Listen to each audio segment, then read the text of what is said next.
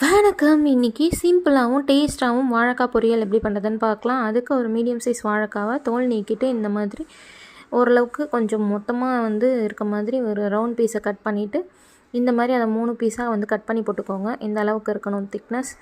இந்த மாதிரி எல்லாத்தையும் கட் பண்ணி போட்டுக்கோங்க.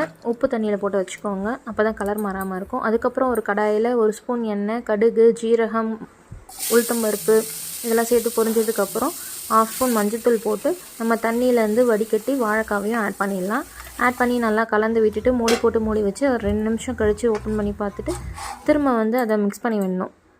அதுக்கப்புறம் நல்லா ஓரளவுக்கு வெந்ததுக்கப்புறம் தேவையான அளவு உப்பு, 1 ஸ்பூன் குழம்பு மிளகாய் தூள் ஆட் பண்ணிக்கிறேன். ஆட் பண்ணிவிட்டு நல்லா மிக்ஸ் பண்ணி விட்டுக்கோங்க. நீங்கள் விருப்பப்பட்ட கரம் மசாலா கூட ஆட் பண்ணிக்கலாம். ஒரு மூடி போட்டு மூடி வச்சுருங்க. 2 நிமிஷம் அப்படியே இருக்கட்டும்.